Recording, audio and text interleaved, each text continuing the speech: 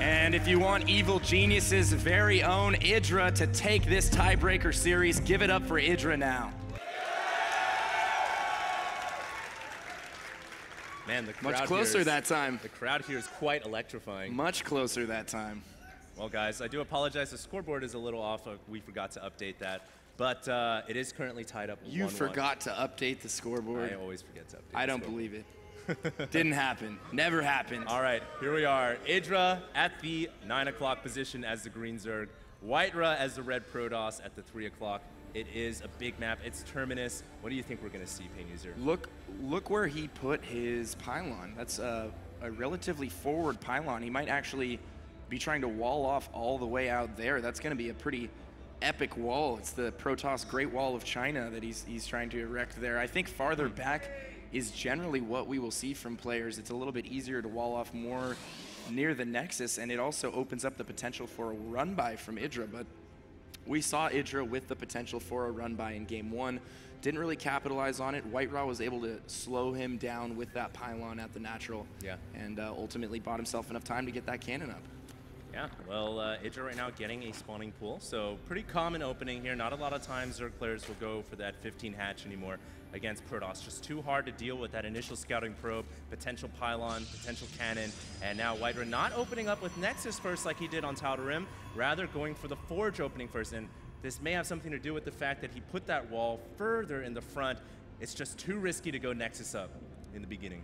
Yeah, I couldn't agree with you more. If you're going to put the pylon that far forward, you almost have to drop that Forge just in case your Zerg opponent, does something sneaky, tries to go for, like a 7-8 pool, something like that.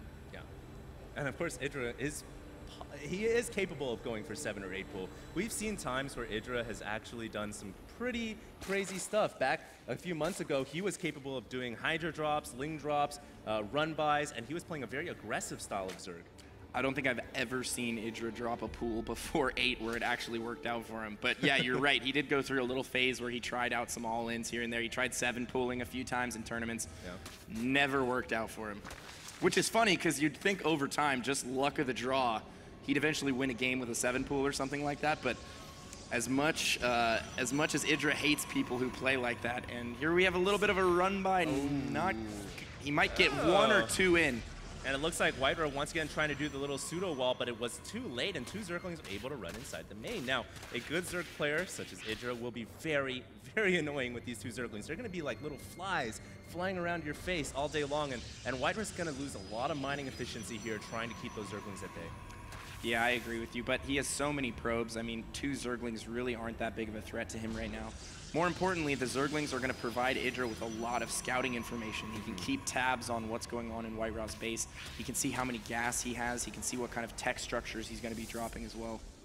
Yeah, and IdrA, of course, not only doing, like you said, the scouting, still being annoying with the 2 Zerglings, and for now, getting up that hatchery at the natural expansion as well. Now, because this is a pretty big map, we could be in store for a macro game.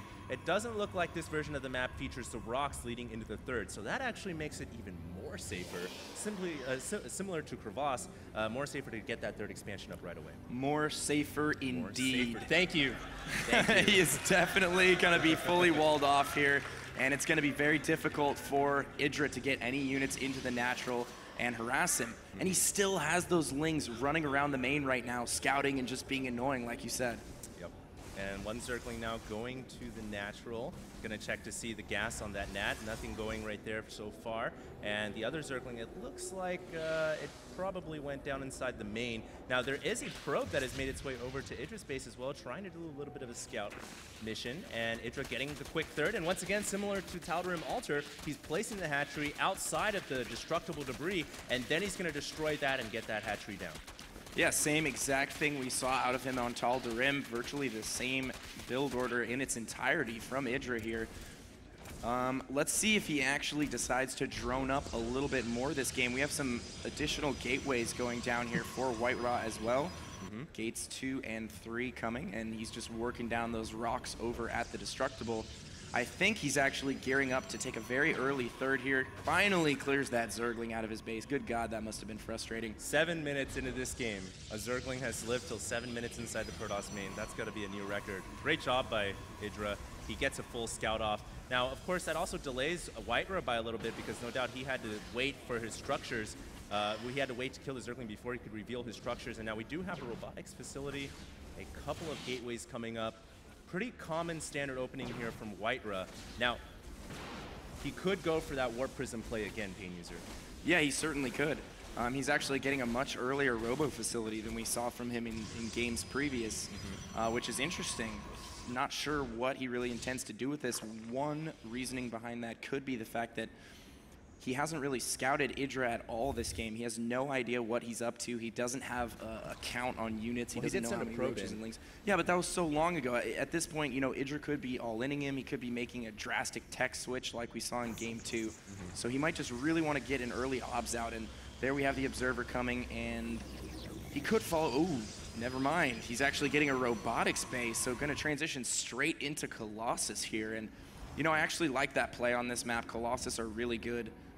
Well, they're really good on every map, but they're great on this map as well. And didn't we make the analogy of Colossus is like a flying siege tank? I mean, I don't know what analogy I would make. It's like if you blended all the best units in the world. Super range, superior damage, superior mobility. Superior health. The only drawback it has is it can be hit by anti-air. Well, they cost a lot of supply, and they're also super expensive. That is their balancing factor. Yep, and also units like the Viking and the Corruptor are very good at dealing with Colossus, obviously, but sometimes, man, I just find them very hard to deal with. Well, you know what else is pretty hard to deal with nowadays is the Warp Prism, which it looks like IdrA is going for. We have the Warp Prism on the way right now.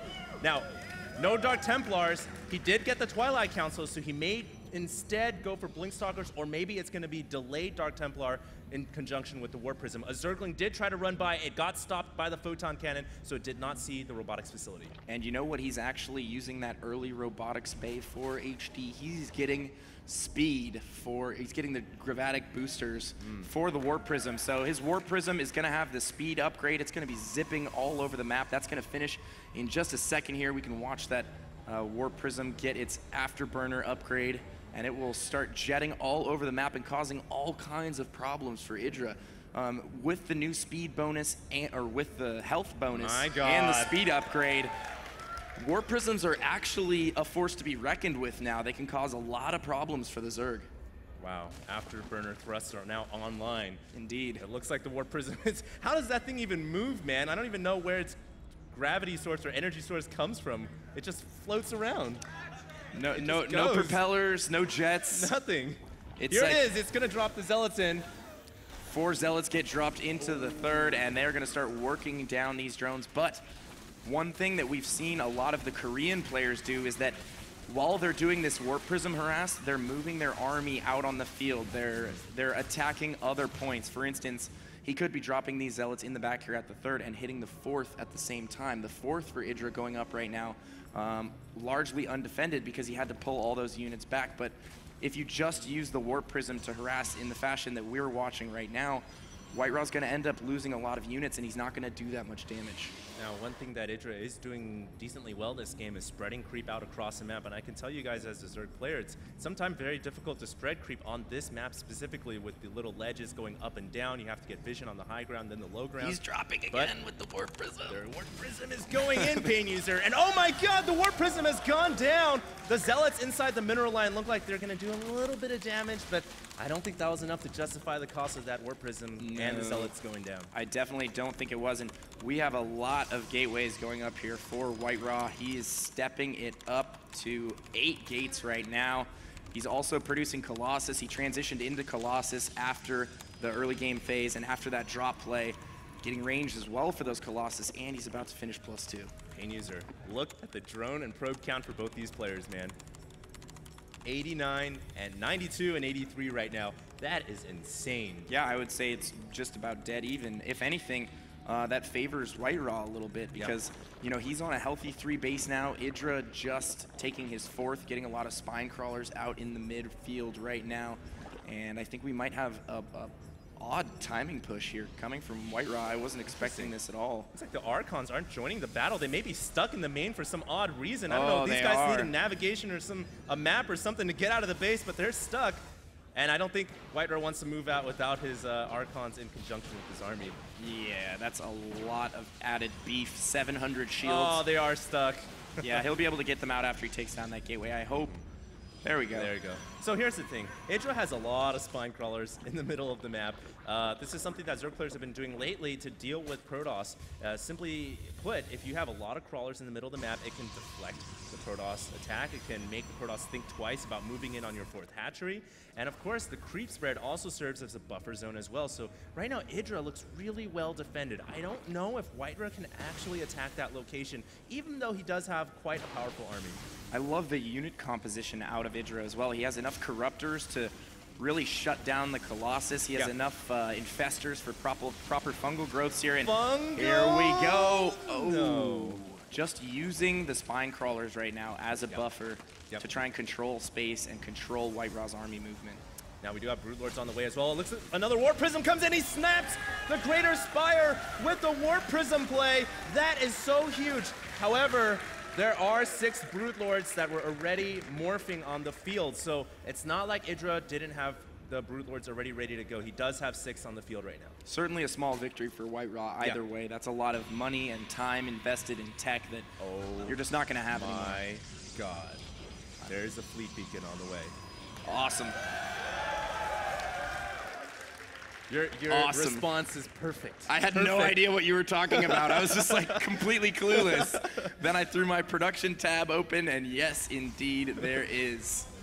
Look how many gateways he has, too. My goodness. All right, we've got that Afterburner Warp Prism on the way right back into the main again. Let's take a quick glance at that gateway count. Jesus, that's a lot of gateways. And here comes the Warp Prism, dropping off 4 Zealots and warping in additional units as well. This is what's really annoying as a Zerg player, and IdrA is exploiting that to the most potential. It looks like he's going to maybe kill off a couple of drones, but there's quite a bit of defense there, and I think IdrA isn't going to be able to do much more damage. Yeah, but I mean, what he's doing right now is just sort of picking IdrA apart where he can. Yeah. He's doing damage when and where he can and forcing him to relocate units. And look at that. See ya. I am out of there. The Warp Prism now can laugh in the Corruptor's face. It is that fast, He actually turned it around, started to warp in some units. Oh no, he's going to lose the Warp Prism now.